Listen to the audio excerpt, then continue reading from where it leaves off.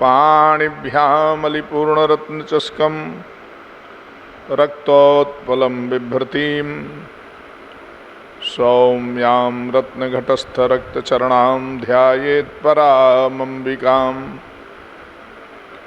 मनोजवं मारुततुल्यवेगं जितेन्द्रियं बुद्धिमतां वरिष्ठं वातात्मजं वानरयूथमुख्यां श्रीरामदूतं शरणं प्रपद्ये। आद्यन्तमङ्गलमजातसमानभाव मार्यं तमीशमजरामरमात्मदेवं पञ्चाननं प्रबलपञ्चविनोदशीलं संभावये मनसि शङ्करमम्बिकेशं संभावये मनसि शङ्करमम्बिकेशं। श्रीराम जय राम जय जय राम।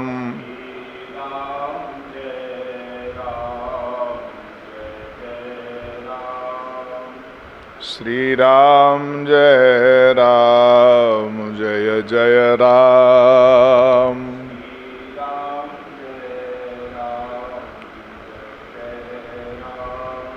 श्रीराम जय राम जय जय राम।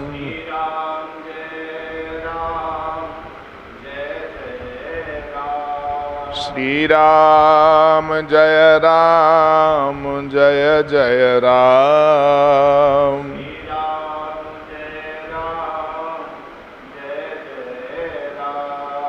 श्रीराम जय राम जय जय राम।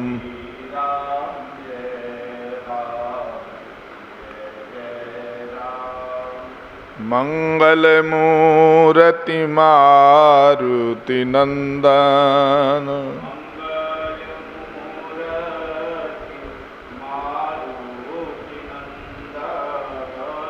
सकल मंगल मूरनिकंदन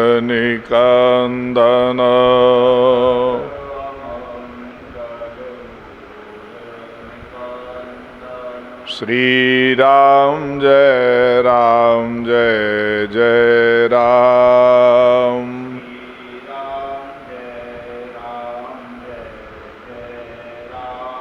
श्रीराम जय राम जय जय राम।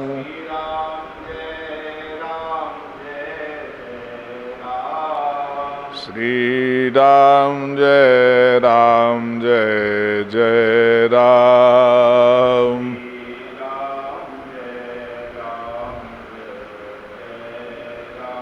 जय जय श्री राम जय राम जय जय राम।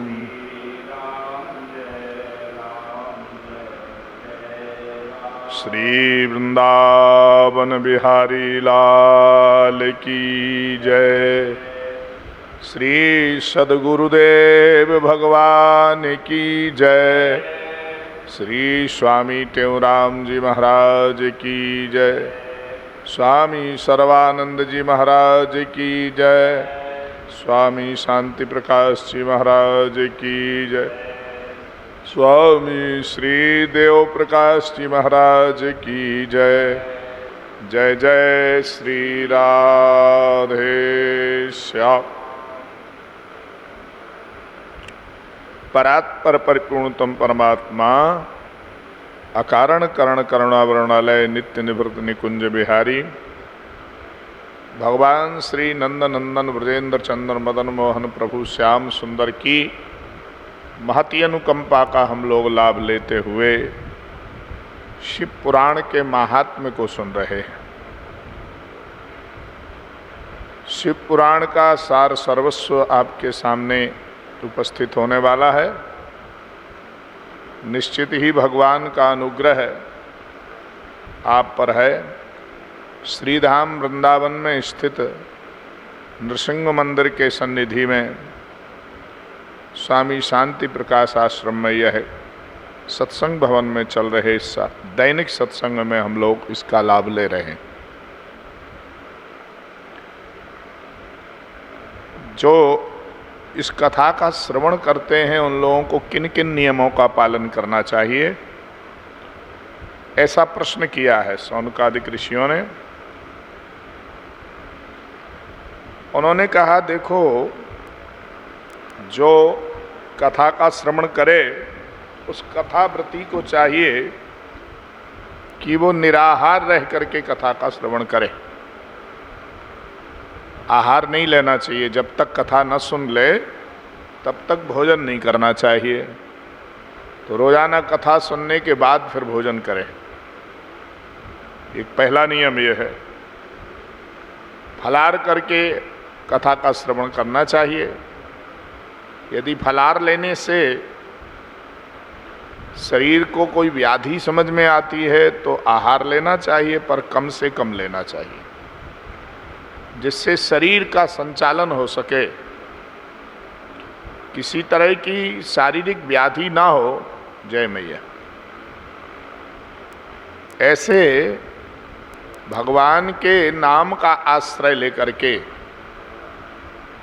भगवान नाम का आश्रय लेकर के एक बार प्रसाद लेना चाहिए।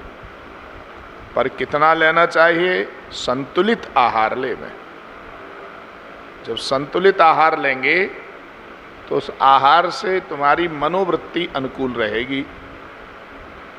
आहार अधिक लेने से ही आलस्य, प्रमाद और विषय की विशेष भावनाएं उत्पन्न होती हैं। इसलिए यहाँ बड़ी अच्छी बात कही गई है।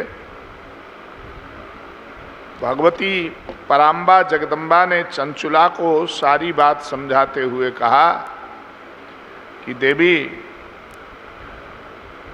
तुम्बुरु ने जो तुम्हारे पति को कथा सुनाई उसका यह फल है। श्रीमत्स्य पुराणा वरस पानाय चादरात। तुम्हारे पति को आदर पूर्वक यह कथा मिली है, उसी के कारण उन्होंने यह भगवत लोक को प्राप्त कर लिया है। इसलिए व्यास का विधिवत पूजन करो। व्यास आसन पर जो बैठे हुए होते हैं उनको साक्षात भगवान का ही स्वरूप समझना चाहिए। अचतुर्वदनो ब्रह्मा द्विबाहुरपरो हरिः अभाललोचनः शंभु भगवान बादरायणः। भगवान शंकर में 3 नेत्र देखे गए हैं,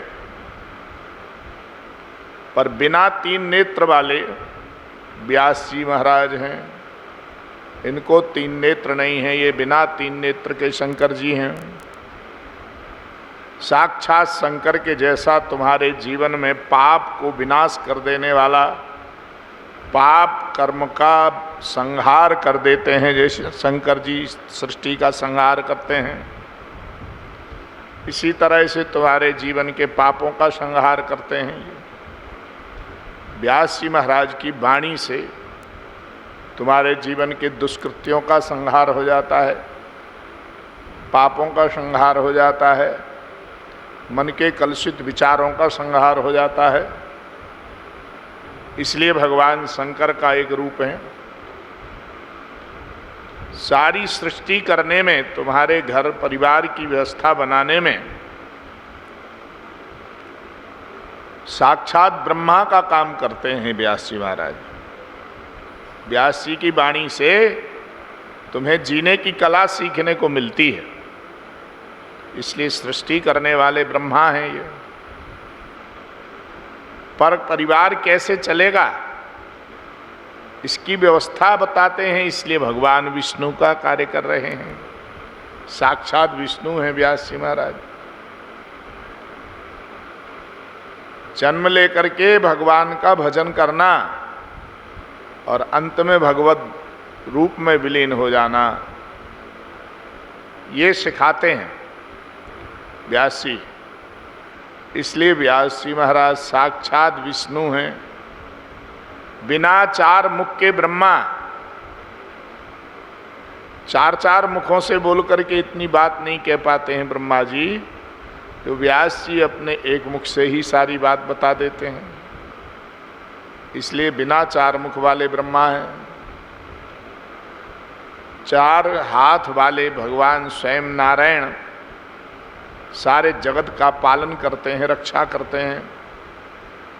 इसलिए चार मुख वाले ब्रह्मा और चार हाथ वाले विष्णु का कार्य स्वयं व्यास जी कर रहे हैं। इसलिए व्यास जी को विष्णु का स्वरूप माना गया है। व्यासाय विष्णु रूपाय व्यास रूपाय विष्णवे नमो वै ब्रह्म विधये वासिष्ठाय नमो नमः। ऐसा मंत्र बोल करके व्यास देव का पूजन करना चाहिए। व्यास आसन समारूढ़ो यदा पौराणिक ध्वजा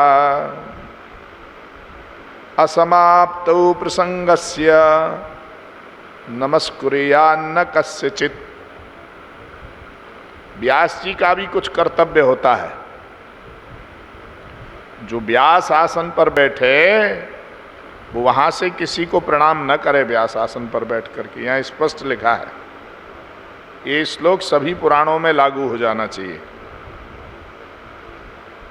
असमाप्तौ प्रसंगस्य, जब तक कथा का विश्राम नहीं होता है तब तक वो किसी को प्रणाम नहीं कर सकते हैं।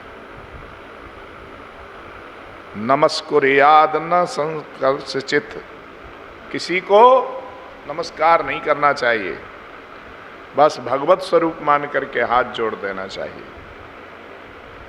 पर प्रणाम करने के लिए उठना नहीं चाहिए वहां से। कोई वृद्ध है तब बोले नहीं नहीं, बालो युवात वृद्धो वा दरिद्रो वापि दुर्बलः। व्यास आसन पर बैठे हुए कोई बालक भी क्यों ना हो, उनमें भी भगवत दृष्टि रखनी चाहिए। या युवक हो, या वृद्ध हो, या दरिद्री हो, या दुर्बल हो, अथवा खूब मोटा ताजा हो। पुराणज्ञ, जो पुराणों को जानने वाला है, ऐसा जो व्यक्ति है वो भगवत स्वरूप है। उस ब्राह्मण बालक में भगवान की कल्पना करें, यह स्पष्ट लिख दिया है। नीच बुद्धिम न कुर्वीत पुराणज्ञे कदाचन। पुराण को जानने वाले ब्राह्मण को साक्षात भगवत स्वरूप समझे, उसमें नीच बुद्धि न रखें। उनके मुख से जो निकली हुई वाणी है, कामधेनु शरीरिणाम, साक्षात वह कामधेनु के समान तुम्हारी प्रत्येक मनोकामनाओं को पूर्ण करने वाली है। गुरुवत् संति भवोः जन्मतो गुणवत्सये। जो गुरुदेव के समान उन्हें समझते हैं महाराज को, महाराज उनके सारे काम भगते चले जाते हैं, भाव सागर से पार हो जाते हैं। भवकोटि सहस्रेषु भूत्वा भूत्वा सदीताम। इसलिए करोड़ों पाप नष्ट हो जाते हैं पुराण श्रवण करने से, ब्राह्मण में श्रद्धा रखने से। इसलिए व्यास का पूजन करना चाहिए। जो धूर्त लोग होते हैं, जो दुर्वृत्ति का पालन करने वाले होते हैं, उनको कथावाचक नहीं बनाना चाहिए। जो सरल स्वभाव हैं और जो ब्राह्मण हैं, विप्र हैं, विधिवत शास्त्रों का अध्ययन किए हैं, उसको कथावाचक बनाना चाहिए। ना दुर्जना समाकीर्णे न तो दस्यु क्षमाव्रते। ऐसा नहीं कि किसी चोर को ही कथावाचक बना लिया, कुछ लोग व्यभिचारी को कथावाचक बना लेते हैं। देशे ना धूर्त सदने बदेत पुण्य कथा मिमाम। इस कथा को ऐसी जगह कहना चाहिए जहां सत्संग के लिए पर्याप्त जगह हो। कथा विराम करते समय मध्याह्न काल में 2 मुहूर्त तक आराम करना चाहिए। 2 मुहूर्त मानी 1.5 घंटे तक। 1.5 घंटे तक विश्राम करना चाहिए ताकि शरीर को मलमूत्र आदि पर विजय प्राप्त हो जाए।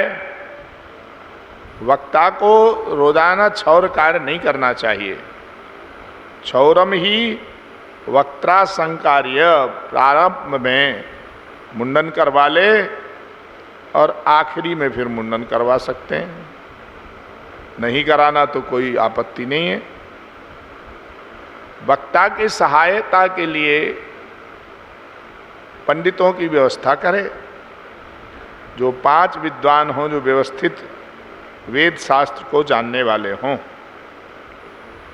कथायाम कथ्यमानायाम गच्छत्यन्यत्र ये नराः भोगांतरे प्रणश्यन्ति तेषां दारादि संपदः। देखिए, कथा श्रवण करने वाले को चाहिए कि वो सिर पर पगड़ी बांध करके कथा न सुने। यहाँ लिखा है शोषणीप मस्तका येचा श्रवंती इमाम कथाम। ना तो कथावाचक को पगड़ी बांधना चाहिए और ना ही श्रोता को बांधना चाहिए। उस समय उतार के रख दो यदि बांधते हैं तो। क्या होता है उससे? तो कह रहे हैं व्यास जी, तत्पुत्रा प्रजायन्ते पापिनाः कुलदूषकाः। उनके जो पुत्र हैं वो कुल दूषक संतानें कहलाएंगी। इसलिए मस्तक पर कपड़ा बांध करके या पगड़ी पहन करके नहीं कथा का श्रवण करना चाहिए। ये निंदन्ति च वक्तारम। वक्ता की प्रशंसा नहीं कर सकते हो तो निंदा नहीं करनी चाहिए। जो निंदा करते हैं वो कहते हैं भवन्ति शुनकाः भूत्वा दुखम जन्म शतम हीते। वे कई जन्मों तक श्वान की योनि में आकर के जन्म लेते हैं, कुत्ता बनना पड़ता है उनको, जो प्रवक्ता की निंदा करते हैं। भूत्वा दुखम जन्म शतम, 100 जन्म तक उनको ऐसा करना पड़ता है। इसलिए विधिवत मंडलों को बनावें, देवताओं का आराधन करें और व्यास का पूजन करें जैसे किसी देवता का पूजन करते हैं ऐसा। एवं शिव पुराणम ही साक्षात शिव स्वरूपकम। साक्षात शिव का स्वरूप मान करके शिव पुराण का पूजन करें। किताब नहीं समझें उसको। लोग किताब समझ करके उपेक्षा कर देते हैं, ऐसा नहीं। शौनक ऋषि कहते हैं, महाराज आप हमें नियम बताइए कि पुराण सुनने वाले को और कौन कौन से नियमों का पालन करना चाहिए। तो श्री सूत जी कहते हैं कि पहली बात तो दीक्षा लेना जरूरी है। दीक्षा के बिना कथा के श्रवण का अधिकार प्राप्त नहीं होता है। वक्तुर दीक्षा ग्राह्या चतैर मुने। मननशील विप्र से दीक्षा लेनी चाहिए। मननशील मानी विद्वान से दीक्षा लेनी चाहिए। ब्रह्मचर्य मधस्सुप्ति। कथा श्रोता को ब्रह्मचर्य का पालन करना अनिवार्य है। ब्रह्मचर्य का अर्थ इंद्रियों पर विजय प्राप्त करना है। इंद्रियों पर विजय प्राप्त करे उतने दिन जितने दिन कथा का श्रवण करते हैं। दूसरा अर्थ यहां ब्रह्मचर्य, ब्रह्म कहते हैं वेद के लिए, ब्रह्म मानी वेद, वेद के आधार पर अपना जीवन चलावे। प्रातः सूर्योदय से पहले उठे, संध्योपासन, नित्य कर्म, हवन, श्रौत कर्म, श्रौत मानी हवन का कार्य करे, और उसके बाद शृणुयाद भक्तिता शुद्धा पुराणम शैव उत्तमम, फिर उत्तम शिव पुराण का श्रवण करे। जब कुछ खाने पीने की इच्छा हो तो थोड़ा सा दूध या घी पी ले। बोले घृतपानम पयपानम, थोड़ा दूध घी या दही पी करके ही, दही थोड़ा आलस्य देता है इसलिए दही मध्याह्न काल में पाना चाहिए, उससे आलस्य आ जाता है, नींद आने लगती है। भोजनम शुक्रम मन्ये, इसलिए भोजन को यहाँ श्रेष्ठ माना है। गरिष्ठ भोजन का त्याग कर देना चाहिए। पलांडु मानी प्याज नहीं खाना चाहिए, कथा सुनने वाले श्रोता को लहसुन नहीं खाना चाहिए। यद्यपि ये मादक वस्तुएं नहीं है पर दुर्गंध है इनमें, इसलिए निषेध किया है। हींग भी नहीं खाना चाहिए, उसमें भी गंध है। ये सब में औषधि है। कोई रोगी व्यक्ति को यदि ये दिया जाता है तो औषधि के रूप में वो ले सकते हैं। पलांडु, इस समय नेत्र रोग आया हुआ है, आई फ्लू फैला हुआ है विश्व में चारों तरफ। पलांडु का जो रस होता है, प्याज का जो रस है, सफेद प्याज का, वो यदि नेत्र में छान करके डाला जाए तो ये आई फ्लू ठीक हो जाता है। ये बहुत अच्छी औषधि है।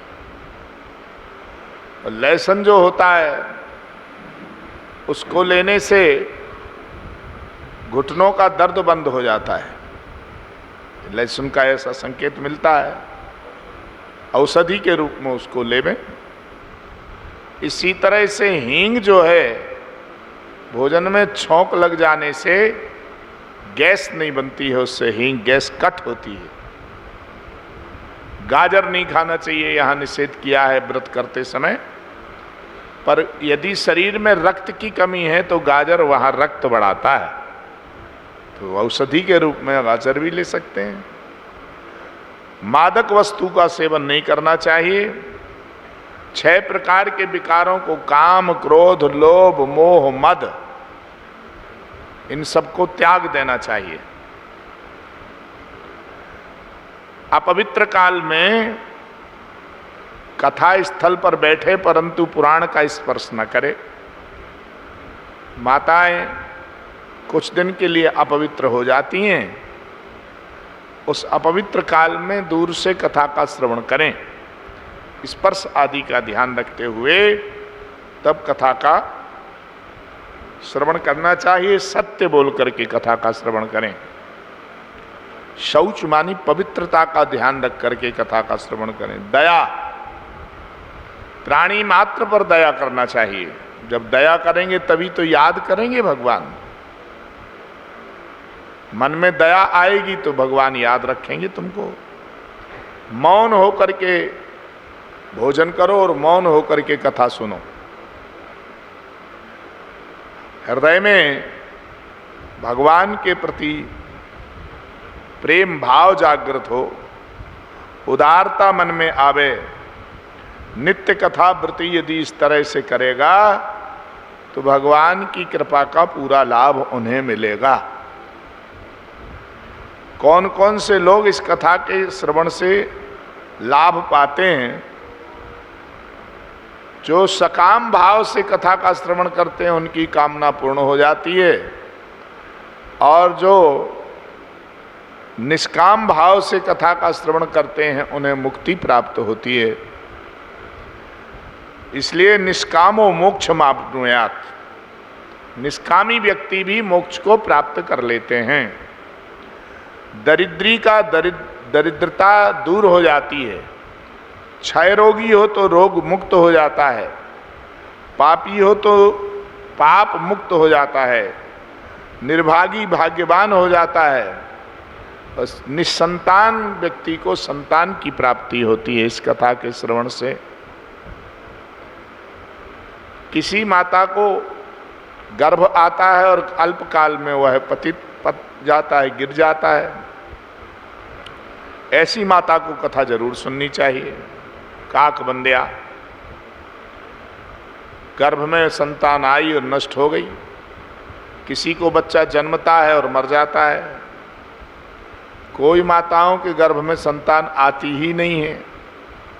किसी के लिए मासिक धर्म आना बंद हो गया है। यदि संयम पूर्वक वो इस कथा का श्रवण करें तो भगवान उनको माता बना देता है, दीर्घजीवी पुत्र की माँ बनने का उन्हें सौभाग्य प्राप्त होता है। सभी को कथा श्रवण करने का अधिकार है, इसलिए कथा को बड़े ध्यान पूर्वक श्रवण करना चाहिए। महाराज, इसकी बड़ी महिमा है। इसलिए कलयुग में केवल हरि के गुणों को गाने के अलावा और दूसरा कोई सार नहीं है। इसलिए कलयुग केवल नाम आधारा, कलयुग में आधार बनाओ भगवान के नाम का, ऐसा यह कथा कहती है। श्रीमद्शिव पुराणम तो पुराण तिलकं स्मृतम महशिव प्रियम रम्यम वरोग निवारणम इति ते कथितं सर्वं किं भी भूया श्रोतुमिच्छसि। श्रीमद्शिव पुराणस्य माहात्म्यं सर्वकामदम्, सभी प्रकार की कामनाओं को पूर्ण कर देने वाली यह कथा है। कामनाओं को पूर्ण करती है। श्रीमद् शिव पुराण को पुराणों का तिलक माना है। पुराण तिलकं स्मृतम, तिलक है यह, अर्थात सर्वोपरि है। कथाओं में बड़ा उच्च स्थान मिला है इसको। भगवान शंकर का प्रिय हो जाता है वो व्यक्ति जो इस कथा का श्रवण करता है और भाव रोग से मुक्त हो जाता है। इसलिए कल युग के बल हरि गुण गाहा, कल युग के बल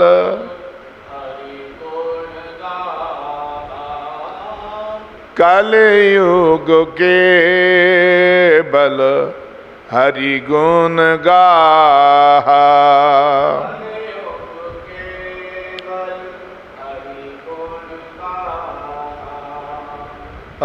अगावत नर पावहीं भव था,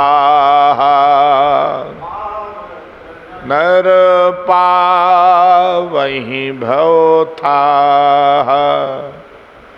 पागावत नर पावहीं भव था, गावत था।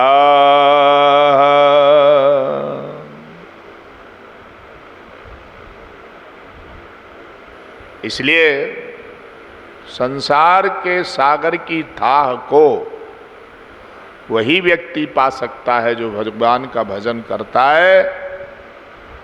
भगवान का भजन करो, इसलिए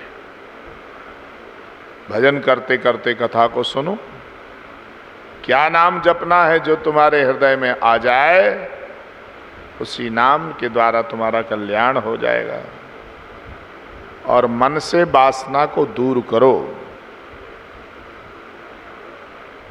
वासना इंसान को हैवान बना देती है। वासना ही तो बिगाड़ती है।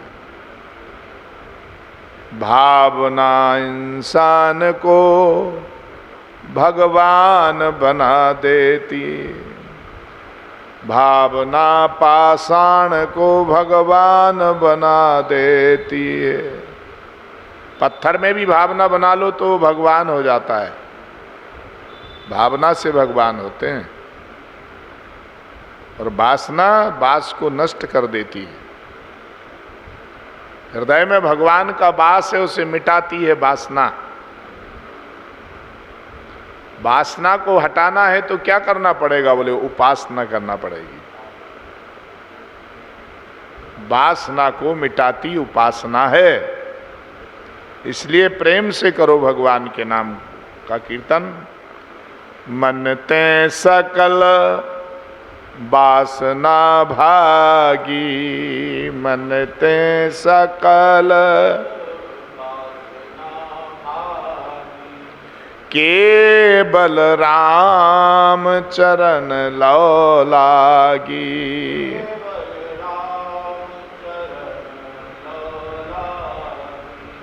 केवल राम चरण लब लागी।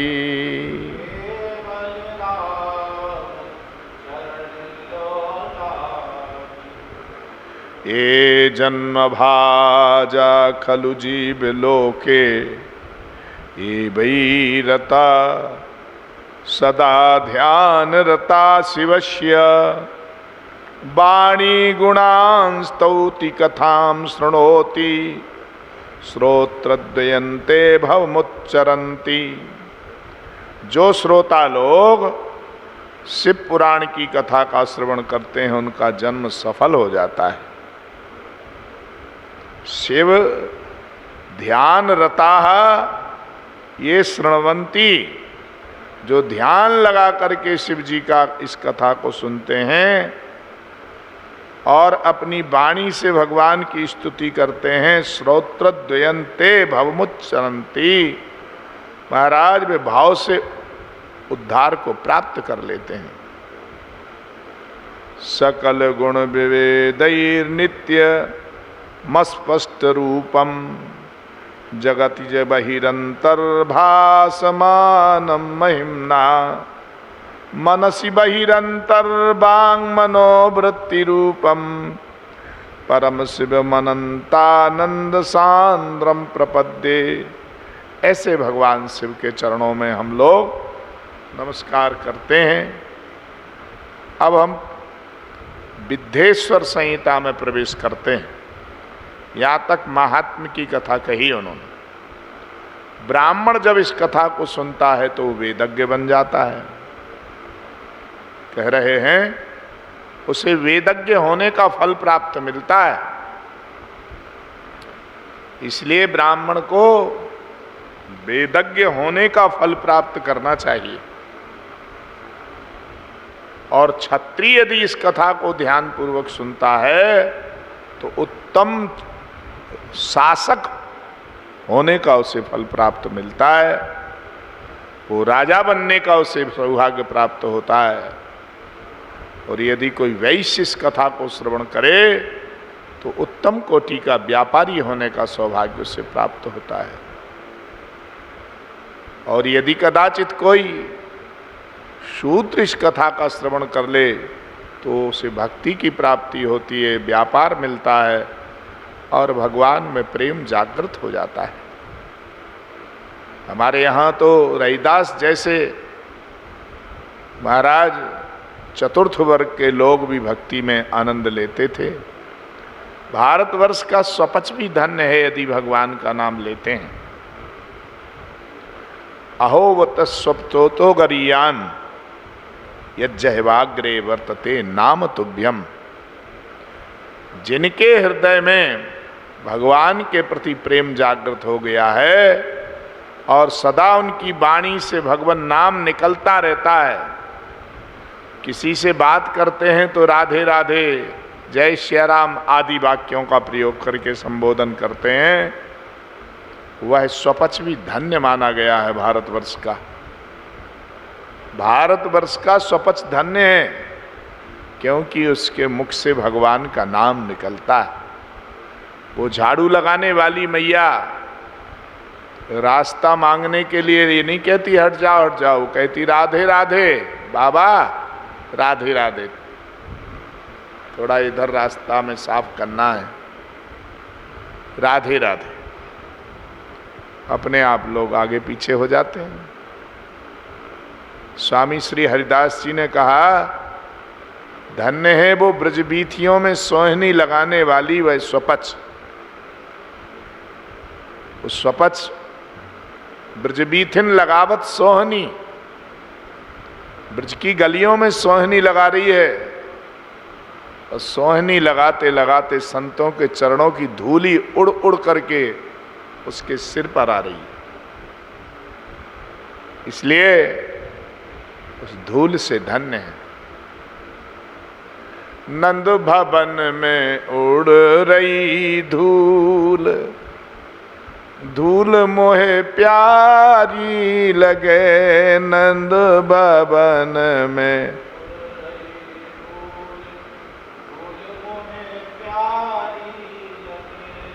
नंद भवन में उड़ रही धूल, धूल मोहे प्यारी लगे, नंद भवन में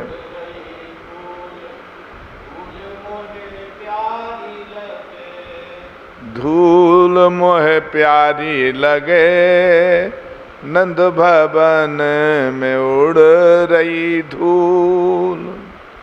उड़ उड़ धूल मेरे माथे पे आई, उड़ उड़ धूल मेरे माथे पे आई, उड़ उड़ धूल मेरे माथे पे लग गई, उड़ उड़ धूल मेरे माथे पे लग गई। मैंने तिलक करे भरपूर, धूल मोए प्यारी लगे, नंद भवन में उड़ रही धूल, धूल मोए प्यारी लगे, नंद भवन में धूल। ये बड़ा सौभाग्य है कि वहाँ ब्रज की जो सोहनी लगावे वाली मैया है, उसके पैरों से संतों के चरणों की जो धूली है वह भी उड़ रही है झाड़ू के द्वारा, और उड़ उड़ करके जितने लोग वहां खड़े हैं सबके सिर पर जा रही है। उस धूली से उनका भी कल्याण हो रहा है। आहा, तिलक लग गया धूली का, ना चाहते हुए भी तिलक लग गया। आजकल निकल जाओ रास्ता में तो तिलक लगाने वाले खड़े रहते हैं, वो जबरदस्ती ठोकते हैं, लाइए 10 रुपया, हमने आपके माथे पर बिगाड़ दिया। पता नहीं कहाँ से उठा लाते हैं छुई फुई, कलई वलई क्या क्या उसमें घोल करके माथे पर लगाते रहते हैं। तो बढ़िया जमुना जी की मिट्टी ला करके घोलें और उसका तिलक लगाओ तो कितना भाग्य होगा। ब्रजरज उसमें मिली हुई है। बैठो बेटा।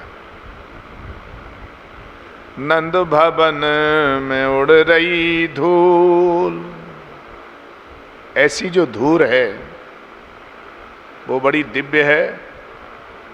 यहाँ ब्रज की स्वपच होने से भी बड़ा सौभाग्य समझा जाता है। इसलिए जहवाग्रे वर्तते नाम तुभ्यम, जिनके जहवा के अग्रभाग पर राधे राधे ऐसा नाम है, हरे कृष्णा कृष्ण कृष्णा हरे हरे, हरे राम राम राम हरे हरे, यज्जहवाग्रे वर्तते नाम तुभ्यम। जिनके जहवा के अग्रभाग पर भगवान का नाम है वो पवित्र हो जाते हैं, उनका हृदय पवित्र हो जाता है। ये हृदय में 4 चीजें हैं, मन बुद्धि चित्त और अहंकार। ये चारों पवित्र, मन पवित्र हो जाता है भगवान के नाम से। मन पवित्र हो गया, बुद्धि पवित्र हो गई, चित्त पवित्र होगा और अहंकार, चारों चीजें पवित्र हो जाती हैं। और जिनका हृदय पवित्र हो गया तो उस पवित्र हृदय में भगवान आते हैं। निर्मल मन जन सो मोहि पावा, मोहि कपट छल छिद्र न भावा। मुझे छल छिद्र पसंद नहीं है,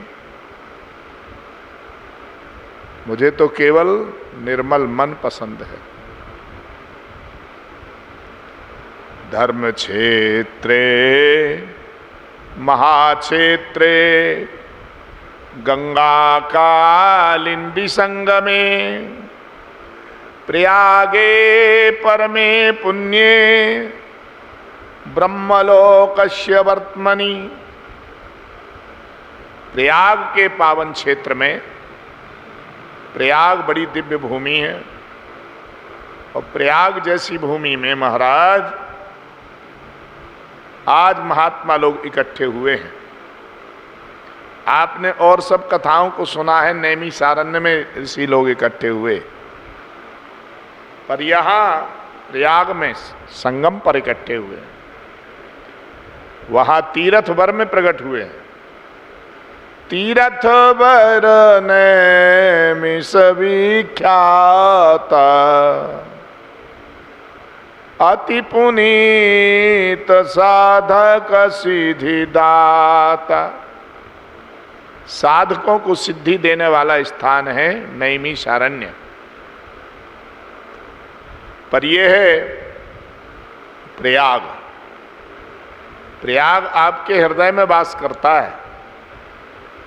ये इडा, पिंगला और सुषुम्ना, यही तो इडा,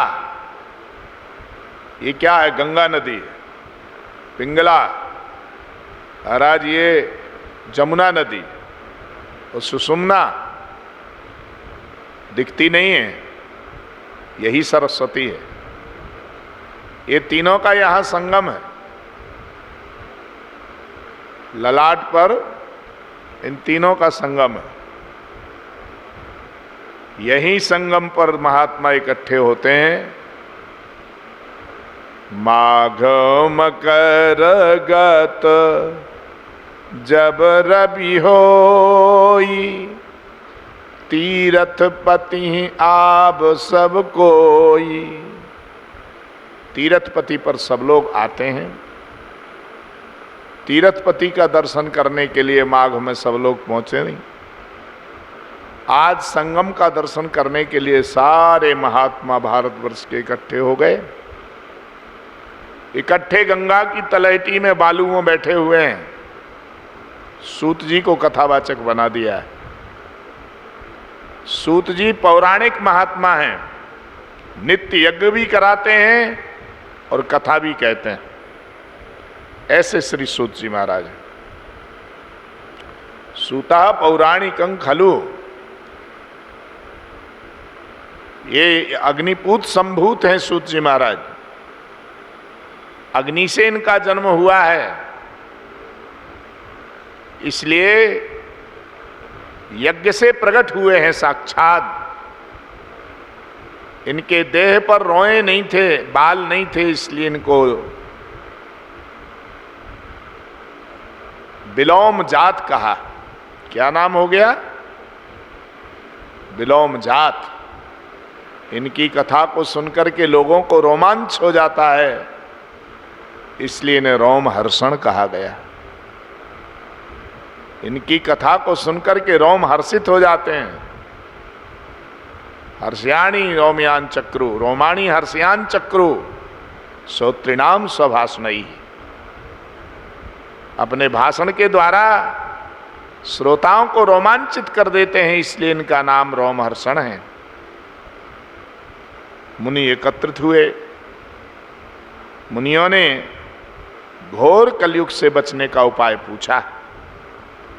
श्री सनत कुमारों ने यहां प्रधान श्रोता का अभिनय किया है। प्रधान श्रोता का अभिनय करते हुए प्राप्ते कलयुगे घोरे नरा पुण्य विवर्जिता। अब लोग पुण्यहीन हो गए हैं, कलयुग में दुराचारी हो गए हैं, क्या करना चाहिए उनको। इसलिए सूत जी ने चारों वर्णों की व्यवस्था का वर्णन सुनाया। भगवान श्री कृष्ण कह रहे हैं चातुर्वर्णे मया सृष्टम गुण कर्म विभागशः। मैंने चारों वर्णों की व्यवस्था की है, अलग अलग कर्मों की व्यवस्था की है उनकी। वेदज्ञ ब्राह्मण विधिवत संध्या वंदन करके वेदादि का पाठ करके जो दक्षिणा पावे उसी से परिवार का भरण पोषण करे। विप्र की व्यवस्था, देश की रक्षा करते समय जो उन्हें राजा पारितोषिक दे दे उसी से भरण पोषण करे, ये क्षत्रिय का धर्म है। राजा का धर्म है प्रजा को पुत्रवत व्यवहार करे। वैश्य का धर्म है व्यापार करते हुए गौपालन करे और कृषि का कार्य करे। शूद्र का कार्य है जो व्यापार मिल जाए सो करे और कृषि करे, गाय का पालन करे, ये उसका धर्म है। इसलिए समय पर सबका सम्मान करे, परस्पर एक दूसरे के प्रति सेवा भाव रखे। चारों में ये भाव होना चाहिए। एक दूसरे का सहयोग करें समय पर, किसी को त्याग न करें कि ये नीचा है इसलिए इसका हम त्याग कर देते हैं, ऐसा नहीं करना चाहिए। आदितः पंडित मान्या, प्रारंभ में पंडितों को बड़ा श्रेष्ठ माना गया, अर्थात शास्त्रों का जो ज्ञाता होगा उसको विधिवत जो है सम्मान प्राप्त किया जाता है। महाराज यहाँ शालिग्राम के पूजा की बहुत बड़ी विधि बताई गई है। शालिग्राम पूजा करने से साक्षात भगवान उनके घर में कृपा करते हैं और उस घर की दरिद्रता दूर हो जाती है। ऐसे छोटे छोटे बहुत से उपाय शिव पुराण में बताए गए। शंख का पूजन करने से तुम्हारे जीवन में लक्ष्मी की वृद्धि होती है, इसलिए शंख का पूजन करना चाहिए। शालिग्राम का पूजन करना चाहिए, श्री यंत्र का पूजन करना चाहिए। श्रेयश्च प्रायसो भ्रष्टा। लोग करते नहीं है, दिखाने के लिए यंत्र जरूर रखते हैं, ऐसा देखा गया है। शौनकादिक ऋषियों ने पूछा कि सदाचार क्या है, आप इसके विषय में बताएं। हम सदाचार के विषय में जानते हैं, जानना चाहते हैं। वेदांत का सार क्या है आप ये बताइएगा। कली के कलमश से बचने का क्या उपाय है। महाराज इस जगत में रहने वाले व्यक्ति का परम धर्म क्या है, उस धर्म के विषय में आप बताइए। अधम व्यक्ति अपने पाप से कैसे बचे, उसको क्या करना चाहिए। सर्वाणि तीर्थानि, सारे तीर्थों का महत्व क्या है, तीर्थों में कैसे स्नान करना चाहिए, ये बात आप हमारे लिए बताइए। हमारे मन में शिव पुराण श्रवण करने की और कीर्तन करने की इच्छा है। शिव पुराण में कितनी संहिताएं और कितने श्लोक हैं, ऐसा आप बताइएगा। तो शौनकादिक ऋषियों की बात सुनकर के सूत जी ने कहा, तुमने बहुत सुंदर प्रश्न किया है, तुम्हारे प्रश्नों का समय समय पर हम उत्तर देते रहेंगे। आपने पूछा कि इसमें कितने श्लोक हैं, तो 24,000 श्लोक शिव पुराण में हैं। आदि में जब सब शिव पुराण की रचना हुई तो 1,00,000 श्लोक थे, तो छटकट करके शिव पुराण इतने का माना और अन्य पुराण बना दिए गए। इसलिए शिव पुराण जो है उसमें बड़ी सुंदर सुंदर 7 संहिताएं हैं। विद्धेश्वरम तथा रौद्रम वैनायक मथोद्मिमम मात्रम रौद्रादशकम कैलासम शतरुद्रकम कोटि सहस्त्राद्यम कोटिश्रम। महाराज एक एक संहिता का बड़ा दिव्य दिव्य संकेत किया है। ये कह रहे हैं पहले विद्धेश्वर संहिता का यहां निरूपण किया गया है। विद्धेश्वराख्या तत्र आद्या, विद्धेश्वर संहिता का यहां निरूपण करते हैं। जिसमें विधि का निरूपण हो उसी को विद्धेश्वर संहिता कहते हैं। रौद्री संहिता दूसरी है रुद्र संहिता, भगवान रुद्र के विशाल रूपों का वर्णन और पार्थिवेश्वर शिवलिंग आदि का पूजन, कोटि रुद्र का पूजन। शतरुद्र संहिता में 100 प्रकार के रुद्र पीठों का वर्णन है। कोटि रुद्र संहिता में पर्वतों पर रहने वाले विविध गुफाओं में शिवलिंगों की महिमा का निरूपण कहा गया है। 5वीं संहिता का नाम है उमा संहिता, भगवती पराम्बा की दिव्य लीलाएं। कैलाश संहिता का निरूपण किया गया 6वीं संहिता के रूप में। और 7वीं संहिता का नाम है वायवीय संहिता, वायु संहिता। महाराज ऐसा यहाँ बड़ा सुंदर संकेत किया गया है। एतस्य पुराणन ही सप्त संहिता मादरात, ये 7 संहिताओं को धारण करने वाला यह शिव पुराण है। श्रुति स्मृति और पुराणों से युक्त ये शिव पुराण बना हुआ है। श्रुति स्मृति पुराण इतिहास गमसतानि च एतस्य पुराणस्य नारहत्यल्पां कलामपि कलौमपि कलौ अपि, ऐसा हो जाएगा। कलयुग में बहुत से पापों से बचने के लिए शिव पुराण का श्रवण श्रेष्ठ माना गया है। इसलिए पापों से बचाव करता है और गोविंद से प्रेम कराता है। शिव पुराण क्या देता है? भगवान में प्रेम। लेता क्या है? तुम्हारा पाप। पाप लेकर के भगवान का प्रेम देता है। इस पुराण का फलादेश है। शैवं पुराण ममलम शिव कीर्तितम तद व्यासेन शैव प्रवणेन च संग्रहीतम संक्षेपता सकल जीव गुणोपकारम तापत्रयग्नमतुलं शिवदं सतां हि तापत्रयग्नमतुलं शिवदं सतां हि। सताम निरंतरम, निरंतर भगवान शिव को प्रदान करने वाला यह पावन पुराण है।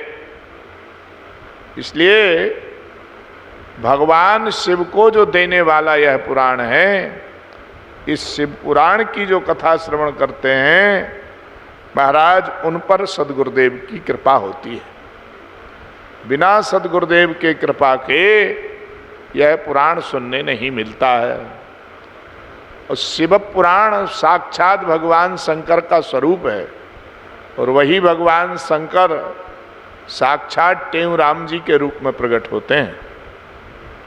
सद्गुरुदेव स्वामी श्री टेऊराम जी साक्षात भगवान शंकर का ही स्वरूप है।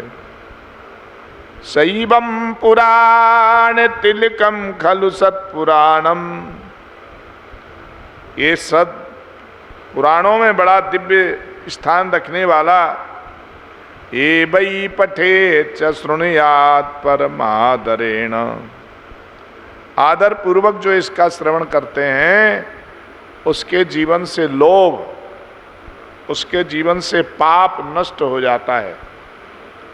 इसलिए भाइयों बड़े भाव से इसका श्रवण करना चाहिए।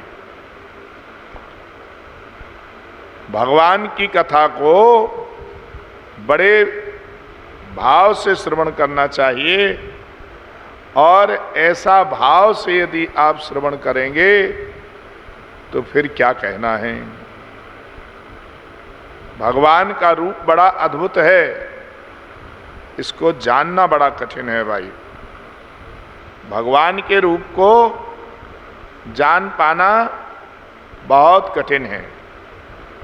साधो अद्भुत रूप हमारा, साधो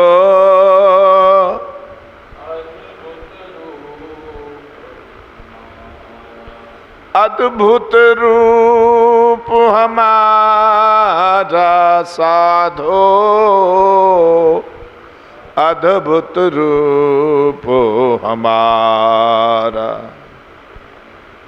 क्या कहूँ कछु कहत न आवे, क्या कहूँ कछु कहत न आवे। अनंत रूप अपारा, साधो अद्भुत रूप हमारा, साधो अद्भुत रूप अपारा। ना मैं तन मन इंद्रिय प्राण, ना मैं तन मन इंद्रिय प्राण, ना मैं चित्त अहंकारा, साधो अद्भुत रूप हमारा, दो अद्भुत रूप हमारा। विश्व न तेजस प्राज्ञ न कारण, विश्व न तेजस प्राज्ञ न कारण। सूक्ष्म स्थूल आकारा, साधो अद्भुत रूप हमारा।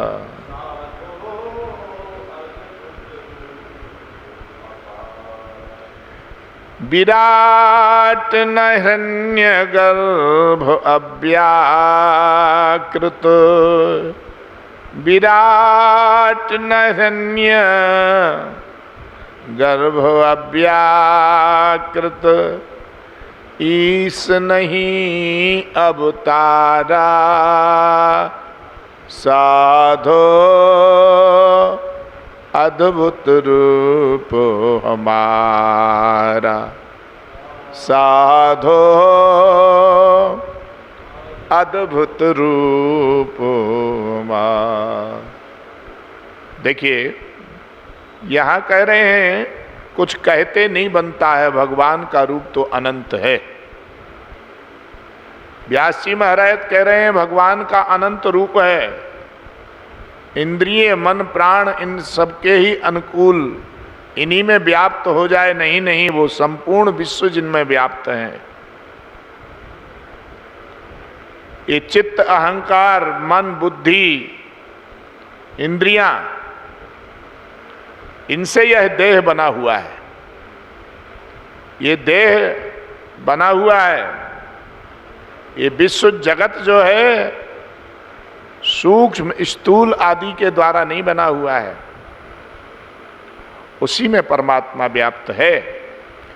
अथवा पंच महाभूत, पंच ज्ञानेन्द्रियां, पंच कर्मेंद्रियां और अंतःकरण चतुष्टय की सृष्टि ये सारे जगत को बनाती है।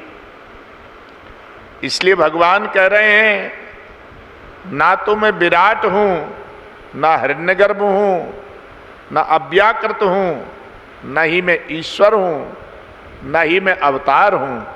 मैं तो तुम्हारे अंतःकरण में रहने वाला तुम्हारा प्रेमी हूं।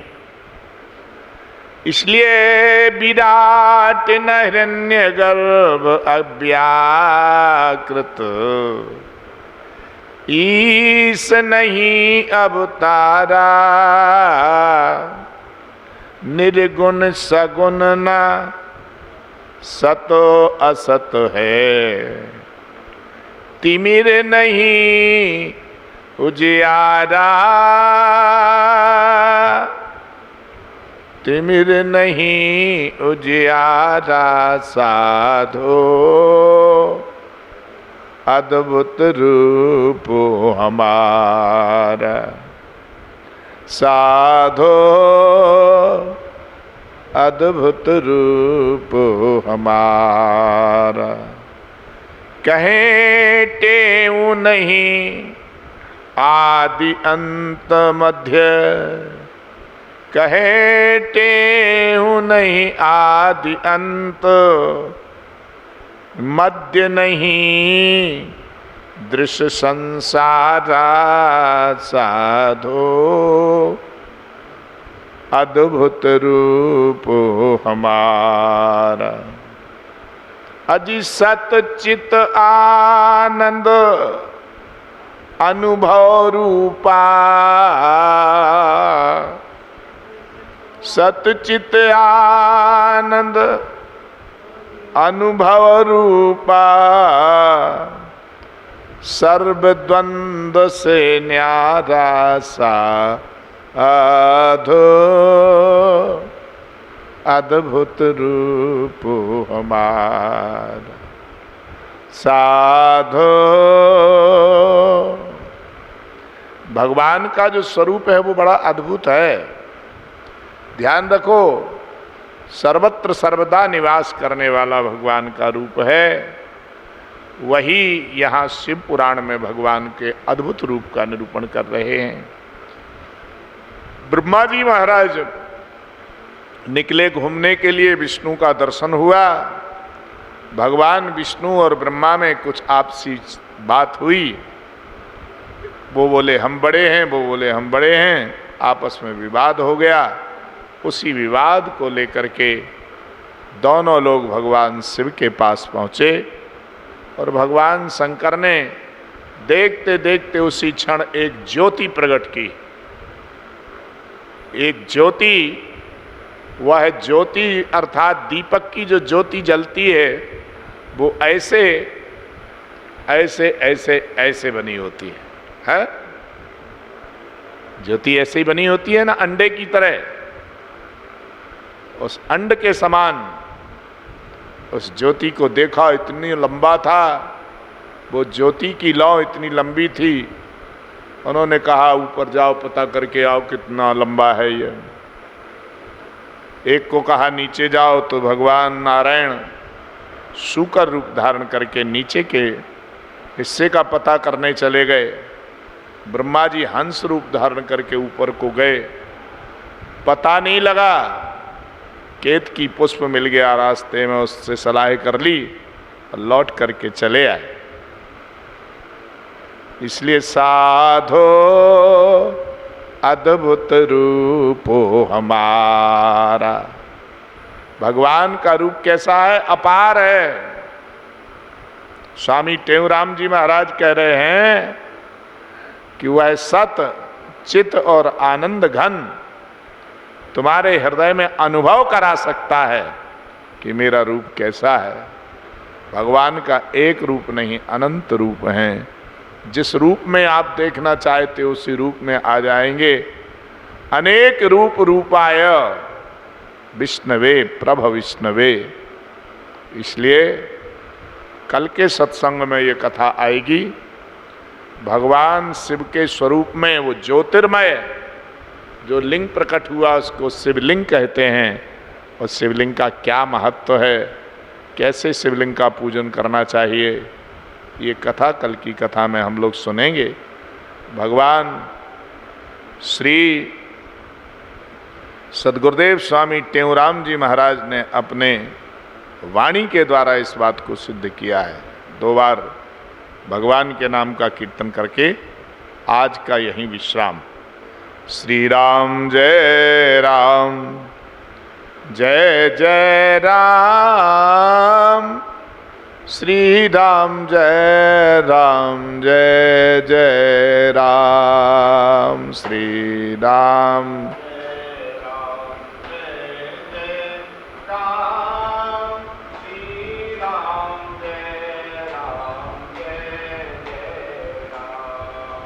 श्री राम जय जय राम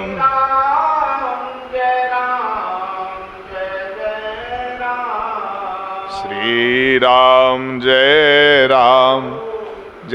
जय राम श्री राम जय जय राम